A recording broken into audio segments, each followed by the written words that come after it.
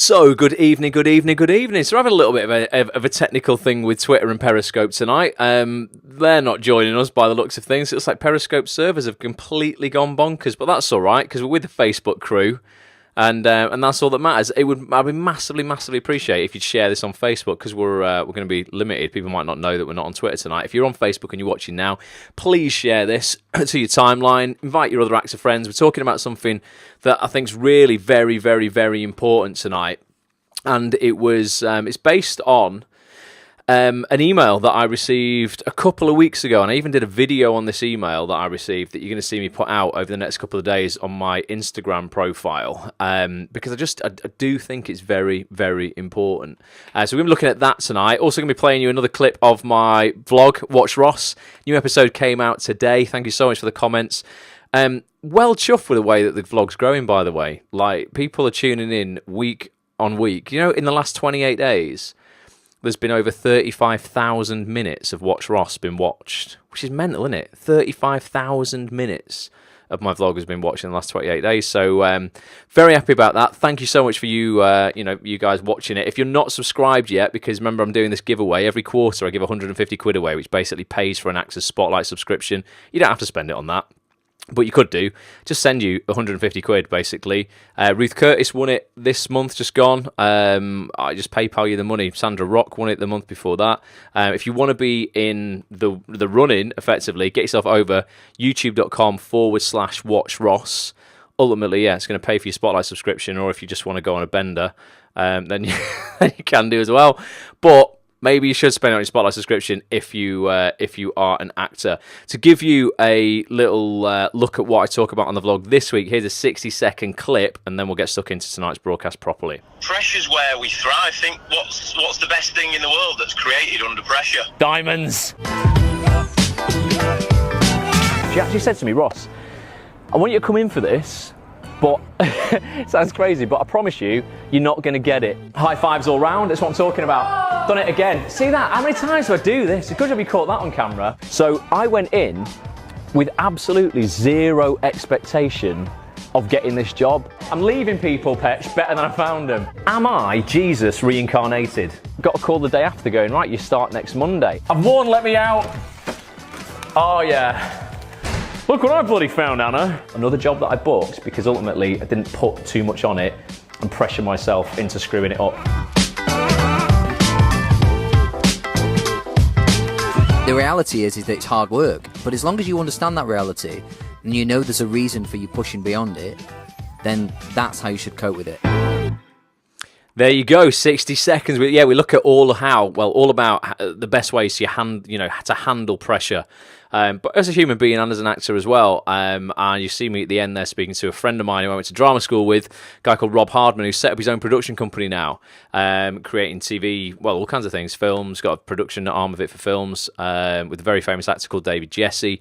He also does TV commercials, documentaries, all kinds of stuff. He talks about the struggle of creating that and the pressures that has caused over the last 11 years, how he got through that. I go behind the ssnes of a voiceover that I'm doing at the moment for CBeebies, big CBeebies animation, talk about the pressure of how, ultimately the pressure that wasn't put on me to get that job, because I was told initially I was never going to get it. The engineer who auditioned me said, Ross, I want you to come in for this, but I can promise you now you're not going to get this job. There's a lot of celebrities up for it. It's celebrity voices. I just want you to have the experience. 8 weeks later, I ended up getting that job. I think I only got it because I didn't think I was going to get it. Thus, I put absolutely zero pressure on myself. So if you want to watch the rest of that, it's a 30-minute episode. Check it out, youtube.com/Watch Ross. Tonight, we are looking at this, right? Something I feel massively passionate about. It's titled, Actors, Stop Playing the Victim and Raise Your Standards. Now, what I mean by that, ultimately, is what you demand from yourself. All right, Karen's in the house.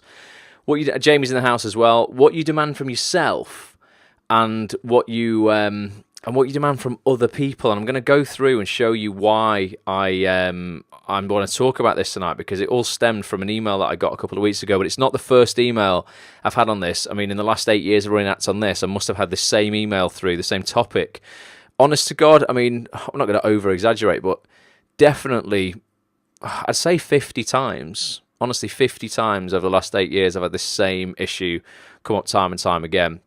I've got a slide up here that's pointless tonight because it shows you how to share the broadcast on Twitter and Periscope, but Twitter's down, Periscope's down, so we're only on Facebook. But I would appreciate you guys massively if you just give this a little share on Facebook. If you've got any Facebook groups that are, full of actors, or you've got actor friends or something, this is something that I just think everyone could benefit from. Would hugely appreciate a share. If you're listening on the audio experience, by the way, share the audio experience. This is like the podcast version of this that I put out on iTunes. So yeah, big shout out to those listening on the audio experience.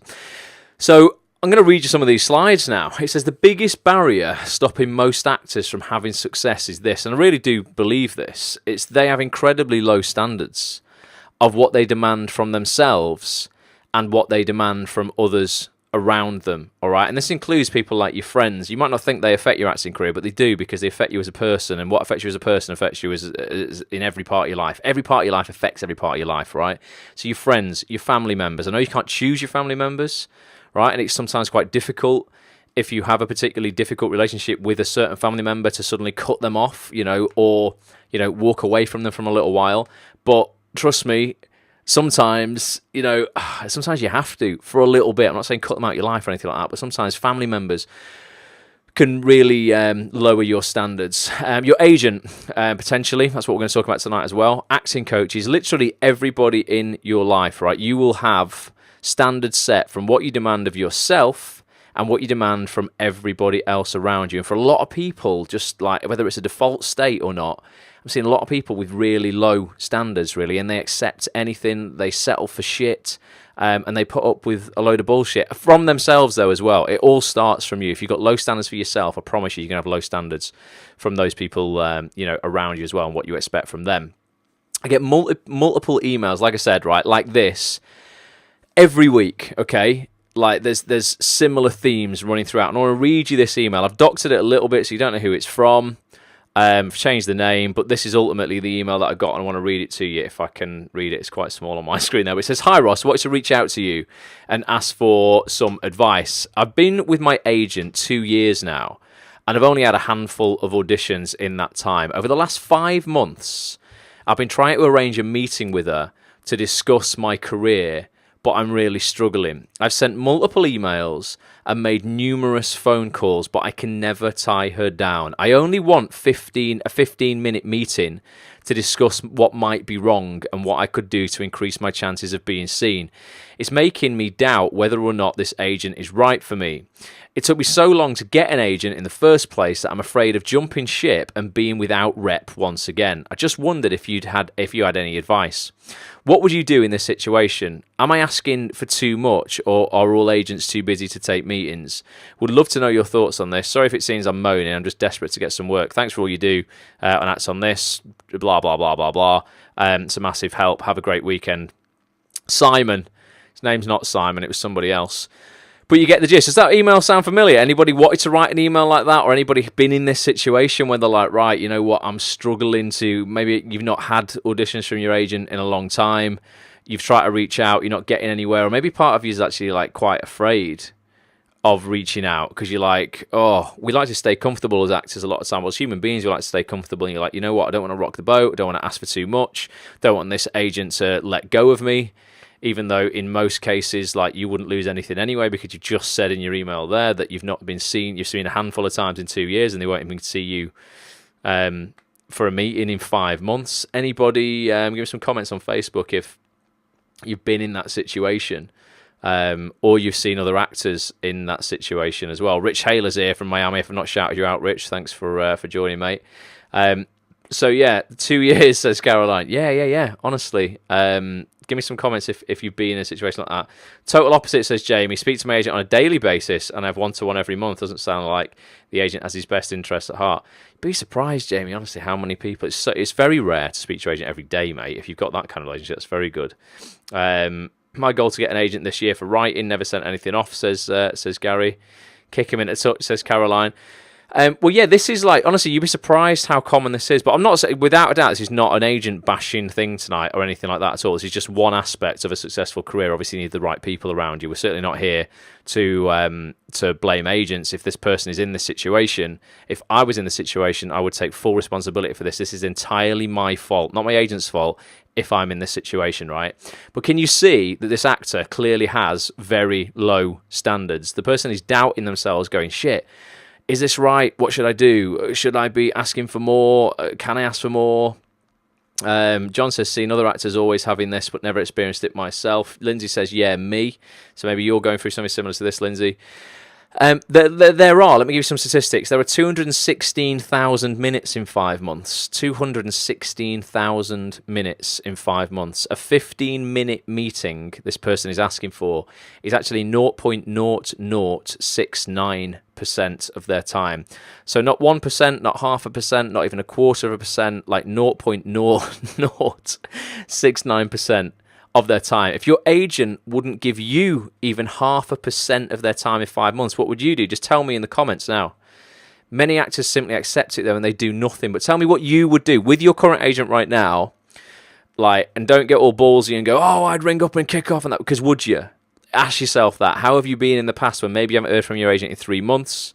And you're like, should I ring? Is it right to do that? Can I arrange a meeting? Do you feel a bit of a hierarchy there where you are a little bit afraid because you're like, I don't want to be left without an agent, but really right now you don't really have one anyway, because they're not doing anything for you. And like I say, this isn't about slating agents tonight. This is about you, your standards, and actually if you're in the situation, it's your fault. That's what I'm kind of saying, and we're going to look at how we address that. Sharon says, I've got a new agent a couple of months, but not had anything yet. She's really approachable. Well, that's good. And 8 weeks is not a long time, Sharon. Don't fret too much just yet. But definitely you've got to keep dialogue open. Let's have a look. So Caroline says they've made every effort. I'd be frustrated too. Oh, as if you'd been made every effort to reach out and actually try and get that meeting. Gary says, both actors in my show had agents but put themselves up for the job. How much percentage is the actor getting work? Well, that's something you've got to do as well, Gary. It's like both, I will take jobs to my agent brings jobs to me. It's very much a partnership like that. But yeah, you can't rely just on an agent. Sharon says, I send them an email to book a time slot that's convenient to us both. Always be professional. Well, this person just hasn't been able to tie this agent down, Sharon. Karen says, if you're not working, your agent's not earning, you need to be able to speak with your agent. It's a two-way thing, 100%, Karen. So it is, without a doubt, a partnership. It really, really is. No one works for anybody. But yeah, ultimately, that's what this person's been asking for. Less than 0.25% of this agent's time in 5 months, and that's that's not a lot to ask in 5 months. I've had meetings before with multiple people in the industry over the years where they've gone, I can meet with you and it's been 3.5 weeks, 4 weeks later, because successful people are very busy. That's absolutely fine. But 5 months is a long, long time. So why raise your standards, right? This is what I want to talk about tonight. Why do we want to raise our standards? And not just in terms of what we ask of agents or, other industry people. This is like a real core issue here. Why you want to raise your standards of what you ask from yourself. Because I don't think this person would have sent me that email if their standards were high, because they would have already known the answer that I was going to send them back. John says, yeah, I do. I don't have an agent, so it makes me go out and look for opportunities, which can be a positive thing. He's on lost live feed on Facebook. Anyone else lost a live feed on Facebook? Hopefully you haven't. I've still got it on my computer. Lindsay says it can be hard to push it too much if you're sending emails asking what more could you do, what more you could do, but get nothing back. It's hard to push it. You don't want to keep pushing the same person, but if it's your agent, you shouldn't have to push it. You can be sending stuff out to get your own work to other people, and obviously there's a point where that becomes unprofessional if you're bombarding them. But talking about agent stuff here. So let's have a look at why we want to raise our standards in all areas of our life, right? Your entire success in every part of your life, right? Your physicality, your health, your relationships, your work, your spirituality, your emotional mastery, every part of your life, right, is predicated on the building blocks of your personal standards. And it all starts with you, okay? Ultimately, I don't want it to sound harsh, but what you are getting back from the world right now ultimately is the standard you're putting out there. If you're getting a load of shit back in your life right now, or you're being shit on by other people, or you're really facing massive adversity, not in every situation, but in most, it's because you're accepting it. And you might go, whoa, whoa, whoa, whoa, whoa, and you'll get all defensive about it. But just look at it. What are you actually, putting out into the world in terms of going, I will accept this, this, or this? How high are your standards? Chances are, if you have very low standards in your own life, you'll have low standards and expectations of other people, leading you to settle for that shit that I talk about. And until you make the bold decision to raise your standards, your life and your career is just going to suck one way or another. It's just the brutal reality of it. If your agent is ignoring their clients' emails, who else's emails are they ignoring, says Jamie? Good question.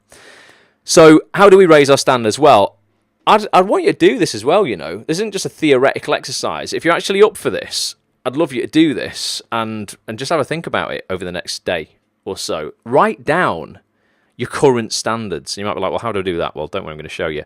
Got to write down our current standards, what we're basically doing in our lives, what other people are doing around us, what we're expecting of ourselves and what we're expecting of other people, okay? The first way to raise your standards is to acknowledge honestly what your current standards are. Genuinely. And you'll know what your standards are as a basis in terms of probably if you're in a relationship, the standards you're accepting in that relationship and also what you are putting into that relationship yourself. When you get two people coming together who have high standards of what they demand from themselves and each other, generally you get a relationship that can flourish and grow. When you have low standards, it just can go completely down the pan.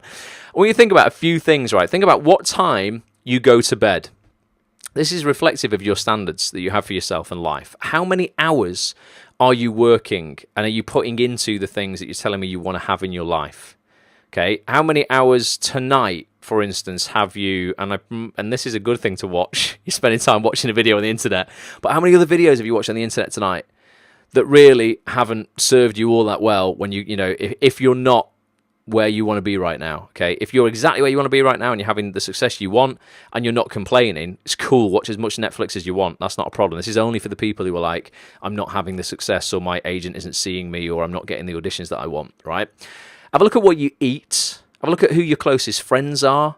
How often do you speak to your agent? How often are you networking? Are you out there, whether that's socially, like in real life or on social networks? Taking acting classes potentially, if you still want to work on your craft, and working on your brand as well. And your brand, don't get all like, it's not all la-di-da brand, like, oh God, it's all business and shit. Your brand's just your reputation. That's all your brand is. Your rep as an actor. How people think of you when they see your name or your headshot. That's what your brand is. It doesn't mean you have to get loads of beautiful logos designed or anything like that. Your brand is just your reputation, right?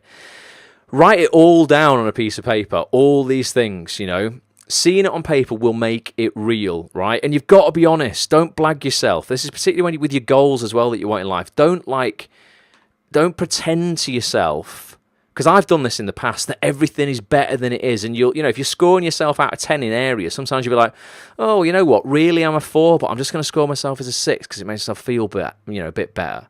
You've got to be brutally honest about this, right? And it's going to give you a good indication of where you're lacking, where your standards are lacking.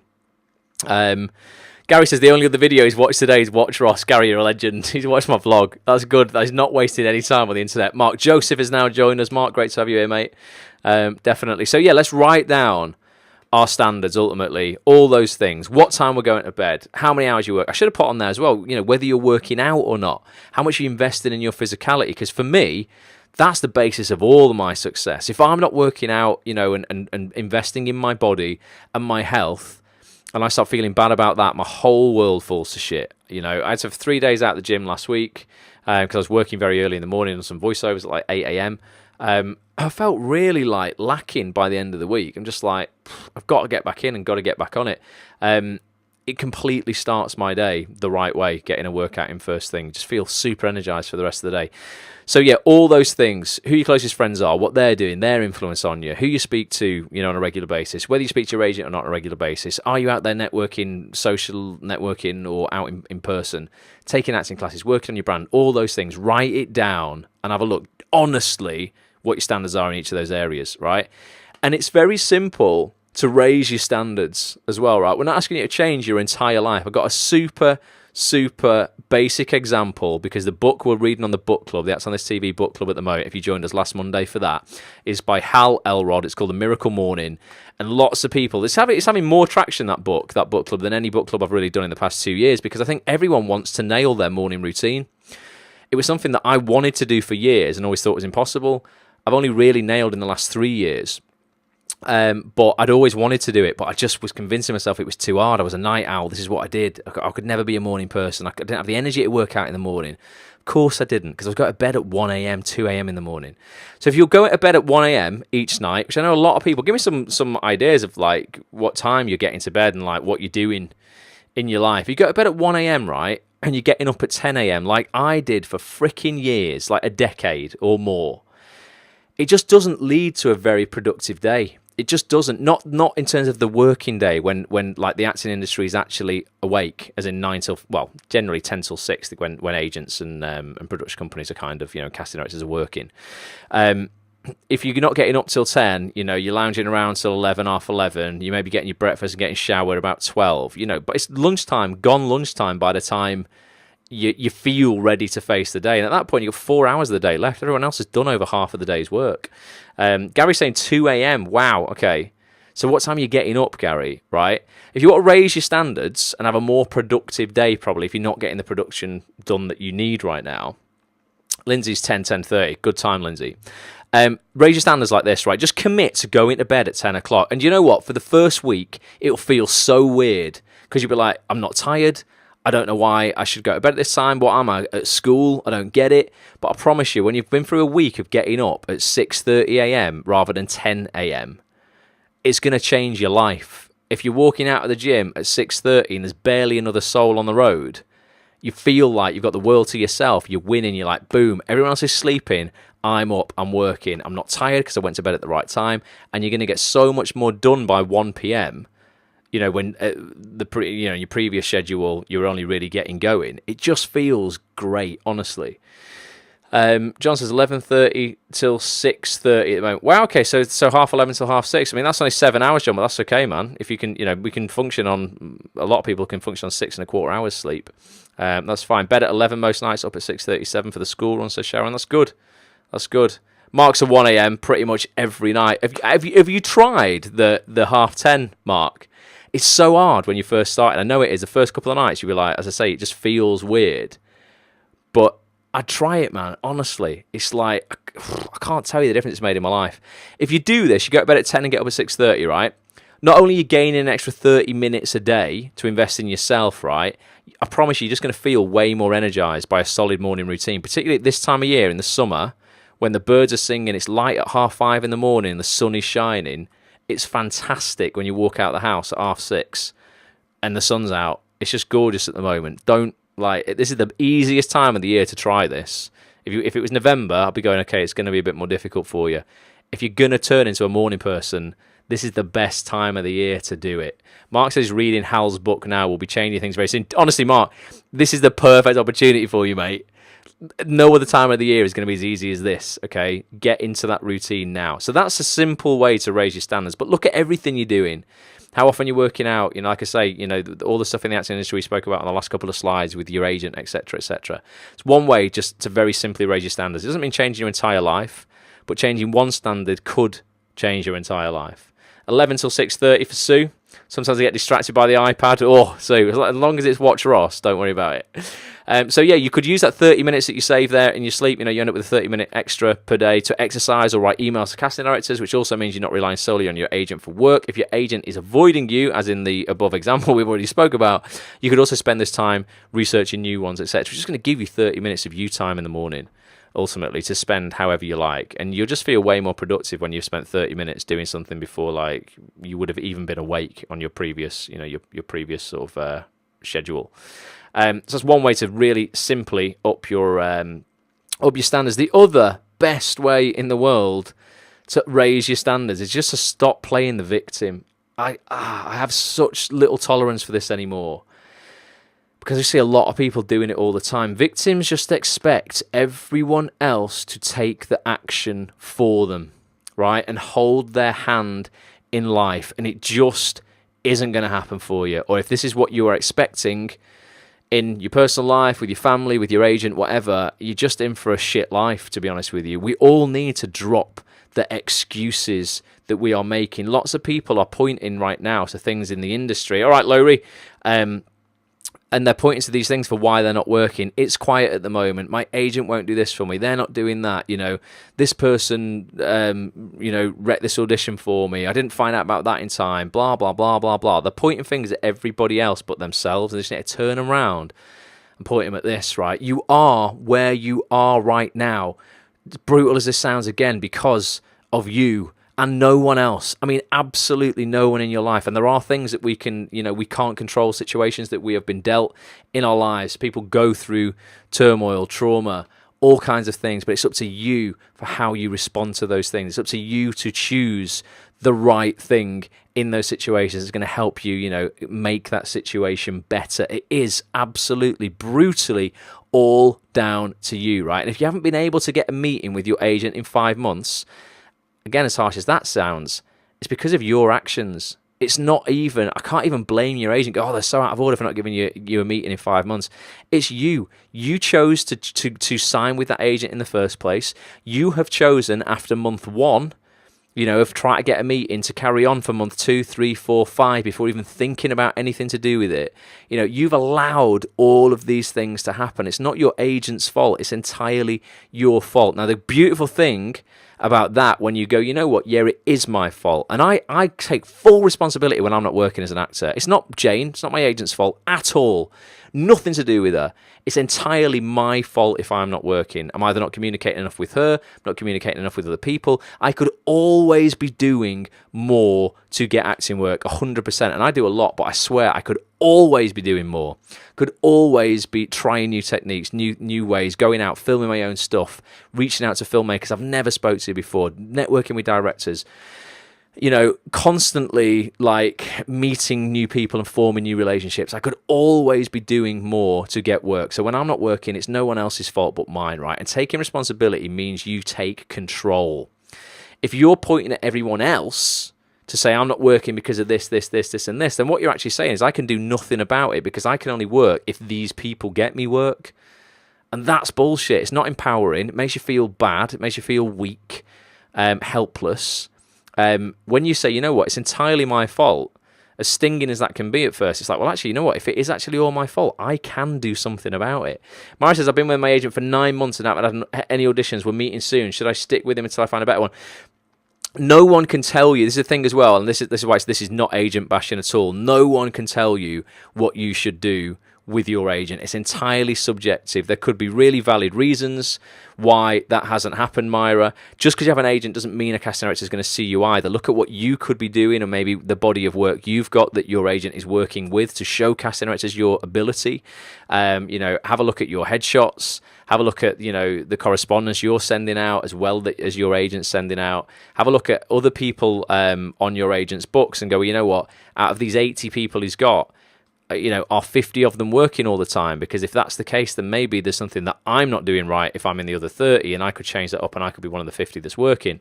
So no one can tell you to sack your agent off, and no one's here to bash agents and go, they should be getting you this, and this. It's all very different. Every actor's different. We're all at different stages in our careers, and we've all got different standards. Obviously, you want to have the highest standards that that you can have right now, but equally, you can't demand things from your agent that you're not demanding from yourself. So I would definitely have a look at who else is with that agent, who else is working, and definitely, you say you're meeting soon, make that soon. Don't put that off, and have a really beautifully honest, open conversation. If you have a look on one of my vlogs in season 1, I think it's titled, This is How You're Going to Nail 2018. You'll see me go and have a sit-down meeting with my agent and my agent's assistant, and I recorded the conversation, and you'll hear us talk about various things. Some of the stuff I couldn't record, but I recorded the whole meeting. I just sped some of it up without audio. But yeah, have a look. I mean, I talk so openly and honest with Jane, and she can talk so openly and honest with me as well. Don't go have the meeting and then just say, oh, everything's rosy and fine. Oh, you look great. Oh, yeah, you're great. Oh, we're both great. Brilliant. Bye. And you're in the same situation. If you have got things to address, definitely address it. James Wood's in the house. All right, James. Good to see you, buddy. But yeah, it's very, very personal, Mara. It's all, all down to individuals and each situation. But ultimately, yeah, take control, take responsibility. So if you're not an audition in 9 months, take responsibility for that. Hold your hands up and go, right, you know what? Maybe I've not been proactive. Maybe I have just been waiting for the phone to ring. My agent's got another 79 people to look after. Can't always, be reliant on solely them. What am I doing in my own career as well to bring opportunities to the table?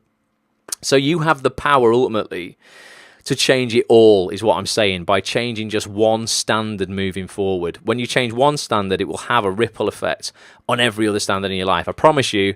Why I put the sleep one on before. If you change, just for me anyway, and for so many people, it can't be a coincidence. For dozens and dozens and dozens of my friends and colleagues, people who have changed up their lives to get a decent night's sleep, get up early and attack the day, it's not coincidence that they're the ones having success. It just can't be. I'm not saying there's not exceptions to that, but the majority of people that I know who are nailing life are getting up and are getting shit done before 8 a.m. Ultimately, that's what Hal Elrod's book is all about, The Miracle Morning. It's what we're looking at in the book club at the moment. Go to actsonthis.tv and you can watch the last 2 book club replays in the book club section there. The Miracle Morning, it's called. But yeah, honestly, it's had a huge impact on my life, and without a doubt, has just played the biggest role in me being productive and getting so much done, having so many plates spinning and not feeling so massively overwhelmed, because I feel that I'm getting up and I'm doing stuff. I've got time. But yeah, you just need to change one standard and it will affect many others in your life. The last section before I play a video for you guys is just insisting on doing things that are uncomfortable. And this is what I think this person who's got the agent problem with the 5 months hasn't been doing. They've obviously been very comfortable, like with the struggle of going, oh, you know what, it's not my fault I'm not working. It's my agent and they won't give me a meeting. I've asked for 5 months, so that's fine. I can just carry on because it's actually not my fault. Unsuccessful actors stay uncomfortable. I mean, comfortable. They don't stay uncomfortable. They stay comfortable. They will give you every excuse in the book why a particular strategy will work for everyone else but them. I'll sit down with some people for coffee sometimes, and they'll ask me what I think they should do about something, and I'll say, oh, this, and this, and they'll go, oh, yeah, but. I mean, everything is prefaced with a but. I said, oh, yeah, well, okay, well, this has worked for, like, these 10 other people. Ah, yeah, but for me, well, I've got this, you see. And I'm like, it's bullshit. Why does it work for everyone else but you? And everything that I put forward, it's always, but in my situation. And that's just not the case. That's just you basically wanting to stay comfortable. Demanding high standards from yourself will inevitably put you in uncomfortable situations. That person needed to have maybe an uncomfortable conversation with whoever they could get hold with at that agency. Not the agent they were looking for maybe, but someone else who would answer their call. They didn't want to do it because it's uncomfortable. It could rock the boat. They might end up with no agent. But like I said before, it would probably be the equivalent of having the agent they've got right now. Uncomfortable situations are all opportunities to grow, and whatever outcome you get, you're going to learn from, and if you're learning, you're succeeding, there are no failures there. So yeah, get uncomfortable ultimately, and just have a think how comfortable you've been in your life and career this last 6 months. We're nearly at the 6 month mark of the year, and look at the things that you set yourself at the start of the year in January or late December, and go, you know what, how uncomfortable have I got in my life to get those things? Annabelle's here. Can't wait to listen in full on the podcast. It's going to be a good one, Annabelle. And big shout out again to those listening on the podcast right now. Says, thank you, Ross. Love my weekly fix. Well, thank you, Annabelle. Appreciate you watching this. And I saw your comments on the vlog before as well. So yeah, ask yourself, how uncomfortable have I got so far this year? Annabelle, I know you're growing your business. How uncomfortable have you got? we sat down a while ago and we spoke about Facebook advertising and all that kind of stuff, to grow your business. How uncomfortable have you got with that? Maybe like, technology, I don't get it. It's not really something that I'm specializing in. I don't have a natural core competency for that. Well, how long have you sat down for and got uncomfortable with that and become overwhelmed for 2 days whilst you've been watching videos on Facebook marketing? Have you done that, or have you gone, I'm going to stay comfortable? Or, ultimately, you could employ someone else to do that, and that's fine as well. You can concentrate on what is a core competency of yours if you can afford to outsource that other stuff to other people. But we've got to get more and more uncomfortable. It's the only way you're going to grow, and it's as cliched as hell, but it's just the freaking truth. Now, I want to play you guys a video in a minute. We've got one more slide here. It says, if your agent has refused to meet with you in 5 months, you're clearly comfortable with that struggle. It's time to push, face it head on, which is uncomfortable, and do something to change that situation. You have multiple choices available to you, but many actors just choose to do nothing, and we know where that leads.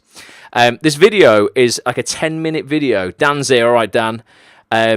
From Tony Robbins, a guy who's had a massive impact in my life over the last 10 years. Was the guy, I've not studied like much of his stuff for like a fair few years now. This was the guy who really got me into personal development about 11 years ago. And got a video from Tony now just talking about the benefits of raising your standards.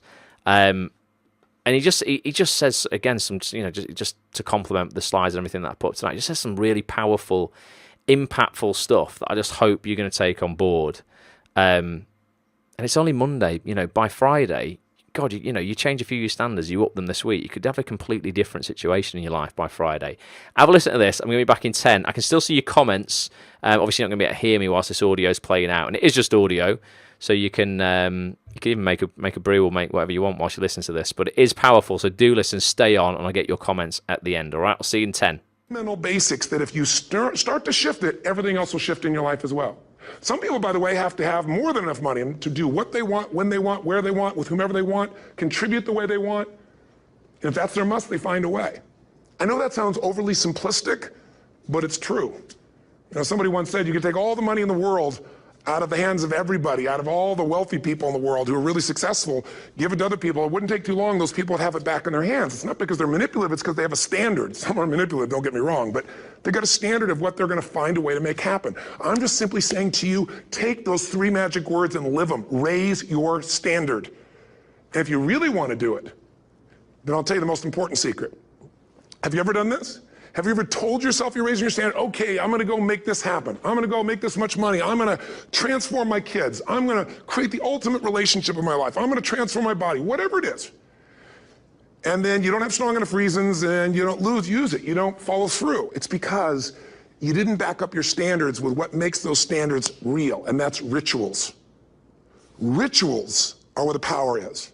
Whenever we do our Robbins results coaching, and we say Robbins equals results, the way we get results with people, it's the same way if you listen to my Ultimate Edge program, or back in the old days, Personal Power, or if you went to one of my seminars. You know what I do is I take these huge challenges you got and we break them down into little bite-sized steps. Little things you do each day that after you do them, you get so much momentum that it's easy to succeed. You're not overwhelmed. You have these victory day after day after day on little things. If you went through Ultimate Edge, I'm sure you learned about the hour of power, or the 15 minutes to be able to be fulfilled, or 30 minutes to thrive, where you literally just condition your body and emotion with a couple little rituals. So it doesn't matter what's going on in your world. You feel that strength, and it's not fake. It's not some pump up. It's coming from inside you, and it works. Rituals define us. See, all the results in your life are coming from your rituals. They start with a standard and then have rituals that follow it up. Like, for example, if you are where you want to be physically, you have very different rituals than if you're not where you want to be physically. If you're overweight, you and I both know you got a different ritual than if you're physically fit. Completely different. You get up in the morning, what's the first thing you do if you're fit? Your shoes are there, you roll over, doesn't matter how you feel, you put on your shoes, you lace them, you start walking, or whatever that ritual is. If you're overweight, you roll over and you have a very different ritual. You might roll over several times to turn the alarm clock off. You go in and get your mocha, smocha, whatever, special coffee. You stop by at Starbucks, or whatever the case may be. You have your nice sugar muffin. It's supposed to be really nice for you. Whatever you do, it's a different ritual. If you have a great, passionate relationship, you have very different rituals in how you come home than if you have a lousy relationship. When you come home and the first thing you do is you're tweeting somebody, or you're emailing, or flipping on the news, or you don't even come home. What are the rituals? Whenever I study people that are successful, what I look for is what's the standard they hold themselves to, and then what are all those little rituals that add up? Because think about it. Success and failure are not giant events. They don't just show up. You don't just suddenly become successful or suddenly have this cataclysmic event that makes you fail. It may look that way, but failure comes from all the little things. It's failure to make the call. It's failure to check the books. It's failure to say, I'm sorry. It's failure to push yourself to do things physically that you don't want to do. And all those little failures day after day come together until one day some cataclysmic event happens and you blame that. That event happened because you missed all the little stuff. Do you agree with me? And success, by the way, is not some overnight event. It's all these little things. Success is having a vision. Success is making it compelling. Success is really seeing it and feeling it every day with strong enough reasons. Success is feeling the sense that I'm here to grow and I'm here to give something to the world more than just myself. Success is caring about other people. Success is calling and saying, I love you in the middle of the day for no damn reason. Or sending a note. That'll change your relationship. Have a ritual of something funny, playful, or a surprise you do. How many relationships are dead today because they have no surprise rituals anymore? You need to have some rituals, some cool things you do that nobody else does that gives you a better life than anybody else has. All the little stuff. That's where success comes from. In business, it comes from delivering more than anybody could imagine. All those little things add up. People go, wow, that's who I want to do business with. It's true in any area of your life. So if you look at somebody who's really successful and you think, wow, I mean, they're so amazing, they're such a genius, you got to dig underneath and you got to remember something. People are rewarded in public for what they've practiced for years in private. Myself and my business people say, how do you get up and speak and you have no notes and you go for 3 days and nights and the room is like, everybody's wired and it's incredible. It's like a rock concert. How do you do that? How do you have that confidence? Well, you know, it's not confidence, it's experience now. But I did so much behind the scenes and I still do to make things right. I mean, how many people would know that since the time I was 17 years old, before I walk out on stage, still do to this day, wouldn't need to do it, but I still do it, I never walk out there without being in an absolute peak state of mind. You know, there are days my back is hurting, my throat was hurting, or I may have had a challenge, or my father passed away, and I've still got to deliver for these people because my standard is give my all every time. Every event has to be better. Talk to anybody who's been to our events for 5, 10 years, some of our trainers, and I'll say, I don't know how he does it. He always finds a way to make it better. That's not an ego thing. That's a standard in me. I have to find the way. And my ritual, though, is I prepare, I think, I gather new information, I figure out how to put something across better. What do people need? I spend time with our customers. I see what's going on. And before I get on stage each time, I have this little ritual to put myself in a state of mind. And I did it starting like 17 years old. I started doing it. I'd say, I now command my subconscious mind. And I say this out loud several times, this little phrase, set of phrases, as an incantation to kind of condition my mind and body. And I'd say, I now command my subconscious mind to direct me in helping as many people as possible today by giving me the strength and the emotion and the humor and the brevity, whatever it takes to show this person and help this person change their life now. And I started that with a person when I worked with people one-on-one, and I would do that for 45 minutes driving in my Volkswagen to go serve and coach somebody for the first time. Now I don't say that person, I say these people, and I can go out in a room of 10,000 people and deliver for 50 hours, and I do it every time I come back on stage. It's a ritual to go into peak state. Peak states don't just show up, they don't interrupt you. Great ideas don't interrupt you, you gotta pursue them. I talked to Michael Jordan, I'll never forget, at the peak of his career, and got to watch his final game, saw him backstage and spent some time with him, and it was a pretty exciting time. He was the greatest basketball player I think that ever lived and has ever lived. And I asked him, I said, you know, what sets you apart, Michael? You know, what is it? And is it God-given talent, ability, skill? What is it? And he said, Tony, you know, he said, I can shoot you straight. You know, it's not, you know, me trying to act humble. He goes, I have a lot of talent, a lot of God-given talent, a lot of skill. I've worked really hard. But he said, really, it's my standards. He said, every day I demand more from myself than anybody else could humanly expect. I'm not competing with somebody else. I'm competing with what I'm capable of. Magic formula. Because most of us lower our standards. Why? Because who you spend time with, my friends, is who you become. One of the biggest reasons I started going to seminars when I was like 17 is I had nobody around me as a great role model. I could read about somebody, but being around people, being in that environment was very different. Finding a way to go to work with someone who lived that standard of life was very different. You get around people with low standards and you compete with it, You don't need to compete with it. It's like, okay. I mean, remember Jerry Springer? I don't know if he's still in the air, but I remember he used to get people on the show, and I thought, where would he find these people? And why would people watch? I'll tell you why they watch. They watch these people and go, my life's still pretty darn good compared to that person. Look at them. You don't have to change your life. All you have to do is find somebody with a lower standard, and you'll feel good about yourself. But if you feel that good feeling, it's an illusion. The only thing that's going to make you happy, my friend, and this year or any other, is to step up.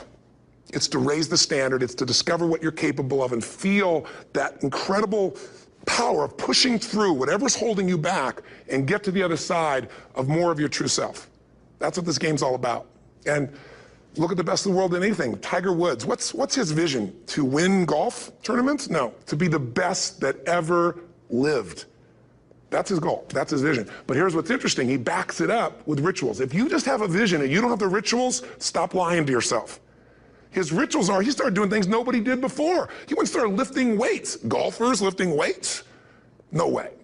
He went out and he changed his swing when he was the best in the world, because he realized in order to be the best that ever lived, he's gonna have to change his swing. If you know anything about golf, you don't change your swing when you're the best. And he went and retrained himself because he has different rituals than other golfers. Now many people are modeling his rituals to get better. It's amazing. You know, you look at somebody like Michael Phelps, the 2008 swimmer, won 7, only 2 people, I think, in history, if I remember correctly, that have gotten 7 gold medals in one session. And here's a guy, he's got number 6 under his belt, and he's exhausted, and he's going in for that final swim. I'm sure you remember. And how does the guy win? By 1/100th of a second. Do you think that was some massive skill that got him over the top? Or was it a standard that says, this is who I am? I am the champion, and no one is taking this from me. And somehow in those final milliseconds, 100th of a second, he pushed himself just beyond his competitor. The number one thing that's going to change your life, the only thing that will change your life, change your business, change your money, change your relationship, is you must raise your standard. Now, I know that sounds boring, stupid, basic, but it's the truth. The only thing that changes our life long term is when we raise our standards. What does that mean? That sounds so boring and dumb. It means that all of us in life have things we want. We don't get what we want. We get what we have to have. Remember I said earlier, we all get what we tolerate in ourselves and other people. But when you're no longer willing to tolerate something, that's when your life changes. The difference in people is their standards, period. The difference in people is their standards, period. And what do I mean by standards? Everyone in the world has a list of things they think they should do.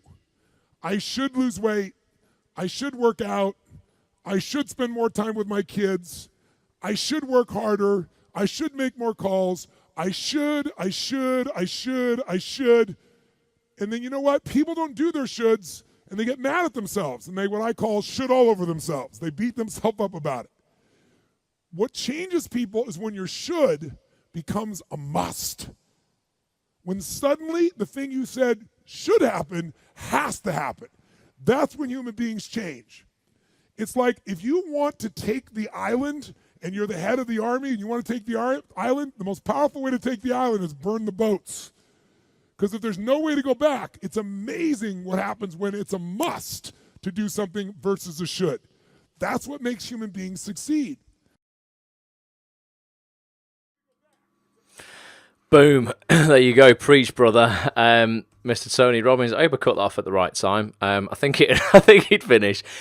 How powerful is that, though? It's like, man, just like, it's exactly what I hope you all need to hear. You don't want to should all over yourself. You've got to turn your shoulds into your musts. Like you said there, you get ultimately what you, two types of people, those who get what they, get what they must, the things that they're the people who go out and actually get, the decent stuff. They have the careers that they want, the lives that they want to design themselves. Those who, they've turned their shoulds into the musts. You can spend forever going, oh, I should do this, I should do that, I should do that. The guy who didn't get a meeting with his agent for 5 months and still hasn't probably, Like, oh, I shouldn't have waited so long. No, you shouldn't have, or I should have called them earlier. I should have done this. I should have done that. What are you telling yourself you should do, and what should you change into a must? If you must do it, then it's going to be way more compelling for you. You're going to go out and and expend a lot more effort, ultimately getting that thing. Jamie said when Tony was talking there that he's downloaded the Miracle Morning audiobook. Jamie, you're gonna love it, man. Join us next Monday for the book club. Gonna be looking at that for the third time. There's some awesome stuff in there. And anyone who wants to get on top of their morning ritual and really actually start the day the right way should join us next Monday for the book club as well. But yeah, it's one of the things that Tony said there that was mega powerful. He said, look, people get rewarded in public for the things that they spend years practicing in private. And you might be looking at other actors out there and you're like, oh, it appears that they've had some kind of crazy overnight thing, or they've been plucked out from this, that, and the other. Yeah, it happens, without a doubt it happens occasionally. But for the majority, one thing you can never argue with for the majority of people is the work that they put in before they had that success. And the media want to sensationalize it and pretend it's all just come out of the blue. But if you actually look at what they've been doing for the last decade, you'll probably find they've been working their freaking faces off. And that's what I want you guys to do. Ultimately turn those shoulds into musts, and then get out tomorrow and start acting on that. Start actually raising your standards, demanding more from yourself, demanding more from other people around you. I want to end on this quote here. It says, listen, never apologize for having high standards. People who really want to be in your life will rise up to meet them. That's by an anonymous person. No idea who said that. But it's a great quote that I've heard lots of times before. Never apologize for having high standards. People who really want to be in your life will rise up to meet them. And also, you will be massively surprised the people who enter your life who were never going to be there when you do raise your standards. People who you were never going to meet because you weren't going to raise your standards. Until you raise them, you'll not know who those people are. But I promise you, if you're saying, I would like, someone, let's say you're looking for a partner, I say this all the time, you're like, you know what, I want a man or a girl who's like, they're ambitious, they're intelligent, they're hardworking, they work out, they've got great body, they're this, all these things. If your standards are down here and you're asking for someone who's got standards up here, you're kidding yourself. Same in your acting career as well, in every part of your life. It's like, if you want to be around those kind of people and meet that person, become those things yourself first. And you'll end up in situations where you're going to meet other people with similar standards as you. Don't, in terms of making yourself feel better about your standards, don't turn on Jeremy Kyle and watch a load of people who have got terrible standards, like Tony said there, the equivalent of Jerry Springer back in the day, and go, I feel well better now about my life because it could be worse. It could be, as bad as that person there. John Fisk, all right.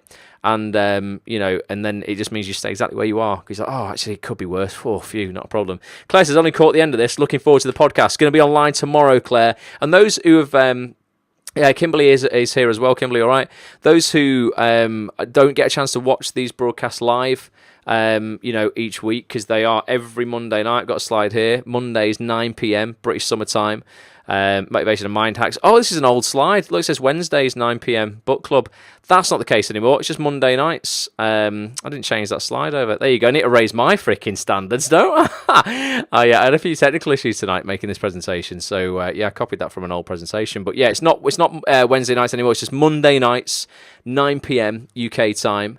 British summertime as it stands at the moment. Are going to be here on facebook.com/@onthisTV. And when Twitter and Periscope are working, they've gone down tonight, we will be broadcasting on Twitter and Periscope as well. It's twitter.com/@onthisTV, periscope.tv/@onthisTV. So you can watch on multiple platforms. We go out to all of them at the same time. If you can't watch, though, yes, subscribe to the On This TV audio experience on iTunes and Stitcher.com. So if you've got an Apple device, get an iTunes, just search for Act On This TV, all one word. Or if you've got an Android, go to Stitcher.com, search for Act On This TV, all one word. Subscribe for free. I put this audio from the live broadcast online the day after the broadcast is live. So it's a Monday night tonight. It will be online for those people to get on the audio experience at some point tomorrow, Tuesday, maybe the evening because I'm vlogging tomorrow. But yeah, it'll be on there, Claire. Thanks for listening. Dawn says, cheers, Ross. I'm totally empowered. Bring on Tuesday. Honestly, please. demand more from yourself and other people. Like, I mean, that's ultimately it. And it's not being horrible, and it's not going, right, you're a terrible person if you don't meet my standards. Generally, if you raise your standards, people will raise with you as well. They'll rise up with you. And if they don't, then, you know, that's fine. But please, one life, like, you know, you're not coming back. Don't walk around like you are. If you want those things and you genuinely are not bullshitting yourself, you really want an acting career where you're working on telly a lot or in film a lot and you're up for BAFTA awards, Oscars, whatever it is for you, don't bullshit yourself telling yourself this is what you want if your rituals are not matching the standards you're pretending to have. If your standards are that high, make sure your rituals are in line. It's time to quit the bullshit and stop lying and just going, actually, you know what, my rituals are nowhere near congruent to what I'm telling everybody I'm going to do and I'm going to achieve and I'm going to have. Like, practice in private, like Tony says, for years, and you'll be rewarded in public down the line.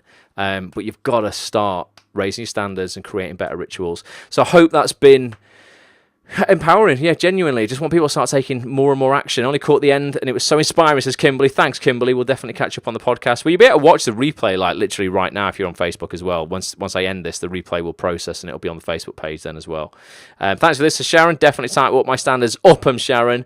Meg says same. Only caught the end. Need to listen on the podcast. Well, you can do that tomorrow if you want to listen to the audio, or like I say, you can watch the replay directly after this. And I'm here every single Monday night for free, 9 p.m. No bullshit, no hidden agenda. I just want people like to just genuinely, I'm not Mother Teresa, just genuinely live a better life, have a better career, and just start asking for more. Life will pay any price you ask of it, but what are you asking for? So I'll leave you with another 60 seconds. Well, it's the same 60 seconds for those who've just joined now of my vlog. Like I say, get yourself over to youtube.com/watch Ross if you want to enter this prize draw.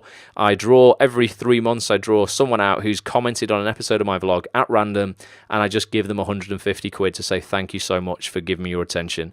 No agenda again, no hidden like clauses in that. It's just 150 quid directly to your PayPal account. Sandra Rock in the Facebook group won it in Christmas. Ruth Curtis won it in the Facebook group just very recently in April. It's going to be drawn again in July. So if you want to be in with a chance, it's totally legit. Go to youtube.com/watch Ross, subscribe to my vlog, and then just leave a comment on an episode. Every comment you leave on an episode, like one per episode, counts as an entry into the prize draw. I'll draw someone at random in July. It could be you. But the vlog is entirely, if you've not seen it before, it's entirely behind the scenes of my acting career, voiceover career, online business, a lot of inspirational stuff, motivational stuff, the good, the bad, the ugly, everything in between. You'll see me meet inspiring people. Sometimes famous actors, directors, producers, writers, business people, entrepreneurs. It's just a really, it's supposed to be fun, so it's entertaining, motivational, inspirational. Hopefully there's something in there for everyone. This week's episode looks at pressure, how we handle pressure as human beings and actors as well. Go behind the scenes of a voiceover I'm doing at the moment for the BBC. And I also meet a friend of mine, a guy called Rob, who set up his own production company 11 years ago, and he talks us through the pressures of that. He was an actor, decided he was going to leave acting and go into production. So it's really interesting one. So here's 60 seconds of it, and I'll see you guys hopefully next Monday live. If I can do anything for you in the meantime, then hit us up in the Facebook group, facebook.com/groups/act on this TV. Jenna's saying the catchphrase already. Jenna, thanks so much for being here tonight as well, and everyone else. All right, bye for now. Pressure's where we thrive. Think what's the best thing in the world that's created under pressure? Diamonds. She actually said to me, Ross, I want you to come in for this, but it sounds crazy, but I promise you, you're not going to get it. High fives all round, that's what I'm talking about. Done it again. See that? How many times do I do this? It's a good job you caught that on camera. So I went in with absolutely zero expectation of getting this job. I'm leaving people, Petch, better than I found them. Am I Jesus reincarnated? Got a call the day after going, right, you start next Monday. I've won, let me out. Oh yeah. Look what I bloody found, Anna. Another job that I booked because ultimately I didn't put too much on it and pressure myself into screwing it up. The reality is that it's hard work, but as long as you understand that reality and you know there's a reason for you pushing beyond it, then that's how you should cope with it.